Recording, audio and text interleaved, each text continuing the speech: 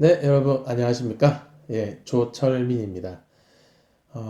오늘 제가 그 통대환 대출이라는 것에 대해서 말씀을 드리려고 하는데 이거는 좀 많이 조금 조심스럽긴 하네요. 아마 제가 이 영상을 남기면은 전국에 있는 뭐 통대환을 하는 전문업자들이 매우 싫어하실 것 같은데 음, 제가 뭐 통대한 하시는 분들을 깔려고 찍는 영상은 아니니까 그건 오해는 하지 마시고요. 어, 분명히 통대한 대출이라는 시스템 자체는 약간 편법적인 요소를 가지고 있고요. 그리고 수수료를 받기 때문에 불법적인 요소도 포함되어 있습니다. 그러나 우리가 뭐 항상 법만 지키고 사는 건 아니지 않습니까? 불법을 조장하는 건 아닙니다. 그러나 어떤 경우에는 이런 통대환을 통해서 정말 이 수습이 되시는 몇몇 극소수의 몇몇 고객들은 있어요. 그걸로 통해서 정말 그 혜택을 보시는 분들 있기 때문에 그런 분들까지는 뭐 불법이니 뭐 수수료 줘야 되니 뭐 하지 마세요 뜯어 말릴 수는 없어요. 그게 어떻게 보면 그 사람한테는 최선의 선택이고 그게 뭐 결론적으로는 더 좋은 선택이 될 수도 있기 때문에 통대한 대출이라는 거는 그겁니다. 쉽게 생각해서 내한테 지금 저한테 그 채무가 있어요. 이금융권에 뭐 한 2천만 원 있고 그다음에 대부업체 한 세네 군데 해서 뭐 한 3천만 원 있고 이렇게 해서 뭐 채무가 고금리 대출로 다 분산이 돼 있단 말이죠. 근데 5천만 원 채무가 있다고 했잖아요, 제가. 그러면은 이 통대환이라고 하는 거를 하는 이 업자들이 제 5천만 원을 자기네들 개인 돈으로 갚아주는 거죠. 그러면 저는 채무가 하나도 없는 사람이 되죠. 그러면은 채무가 없으니까 단기간에 신용등급이 올라가게 됩니다. 근데 신용등급이 아무나 올라가지는 않아요. 뭐 연체 이력도 깨끗해야 되고요. 그리고 뭐 신용카드 거래도 하고 계시는 분이어야 되고요. 뭐 이래저래 조건들이 있습니다. 그래서 아무나 올라가지는 않으니까 통대한 대출을 한다고 무조건 해피엔딩이 나오지는 않아요. 그래서 뭐 물론 뭐 업자들도 그걸 다 파악해서 등급 올라갈 만한 분만 잡아서 해주겠지만 그 일단은 그 신용 등급을 세탁하는 겁니다. 채무를 다 없앤 다음에 등급이 올라가게 되면은 1금융 은행권부터 이제 채무를 다시 받아서 5천만 원을 받아야 되겠죠. 은행부터. 근데 여기서부터 이제 문제점이 시작되는 거죠. 자, 제가 만약에 연봉이 2,500만 원밖에 안 되는 사람이었어요. 그런데 채무가 5천만 원이 있었잖아요. 근데 통대한 하는 업자들이 5천만 원을 다 갚아줬단 말이에요. 그러면 원래 계획대로는 모든 채무를 없앴기 때문에 저는 1금융권에서 5천만 원을 다 빼기를 희망하고 있어요, 고객들은. 근데 사실적으로는 현실적으로 불가능하죠. 연소득이 2,500인 사람이 은행에서 5천만 원 대출이 나올 리가 없잖아요. 정말 잘 나와야 2천만 원 나올 겁니다. 그러면은 나머지 3천만 원은 어떡할 거냐? 그리고 이 통대한 업자들한테 줘야 되는 수수료는 어떡할 거냐? 실제적으로 수수료도 거의 뭐 최소 10%들은 받기 때문에 5천만 원 갚아줬다면은 500만 원을 줘야 되는 거예요. 그러면 저는 신용 등급이 오르긴 올랐는데 5,500만 원을 낮은 금리로 어떻게든 다시 만들어내야 되잖아요.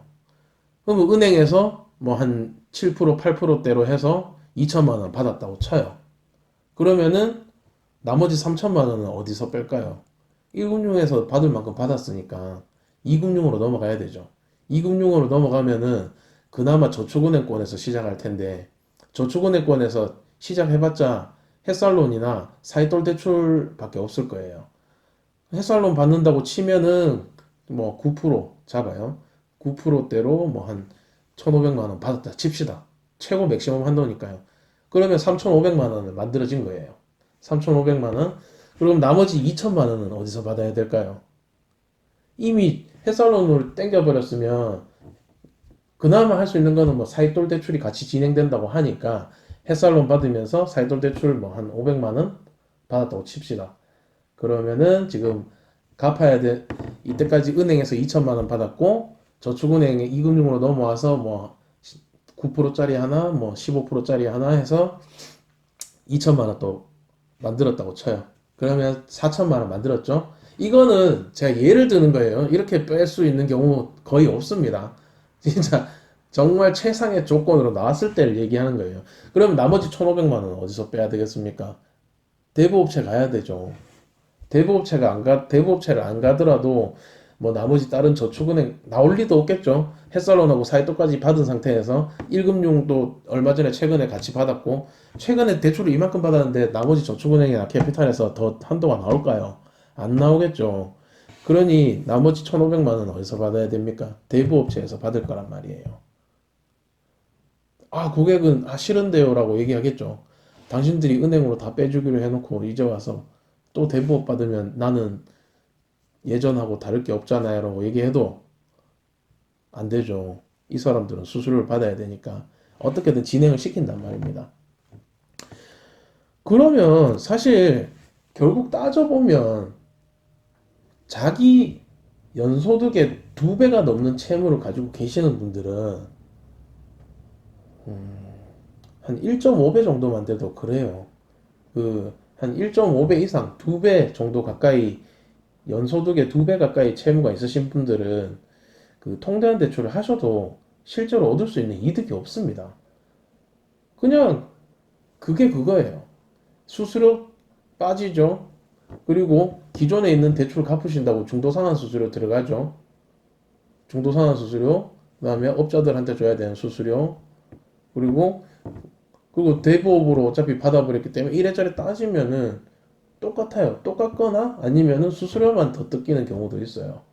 그렇기 때문에 통대한 대출을 하실 때는 그 누가 진짜인지 아닌지도 사실은 파악하기도 힘들잖아요. 누가 사기인지 아닌지 뭐 모든 사람들이 웬만하면 또 된다고 얘기를 할 것이고 그렇기 때문에 내가 내 소득의 2배가 넘는 채무를 가지고 있다라고 생각이 드시면은 통대한 대출에 대한 희망은 버리시는 게 좋을 것 같습니다. 뭐 그 이하이신 분들이면 그나마 가능하신 분들도 있긴 있으실 텐데 소득 대비 부채가 너무 많으신 분들은 대환 대출을 정말 간절히 바라시겠지만 대환 대출에 대한 희망을 버리시는 게 오히려 사기를 안 당하시는 길이고요. 뭐 괜히 나쁘게 표현을 한 것 같아서 뭐 오해가 생길 수도 있긴 하겠지만 사실 뭐 불법 수수료를 받는 거는 변함은 없잖아요. 그거는 뭐 맞으니까. 그리고 그렇게 진행하는 자체가 이 금융사 심사 시스템을 악용하는 거라서 사실 뭐 합법적이라고 보기는 어렵지 않습니까? 그래도 뭐 누군가에게는 도움이 될 수 있으니까 꼭 도움이 되시는 분들은 하시는 거를 말릴 수는 없습니다. 그러나 택도 안 되는 분들이 엉뚱하게 하시다가 수수료만 뜯기는 거는 정말 비추하니까 잘 생각하셔서 진행하시기를 바라겠습니다. 감사합니다.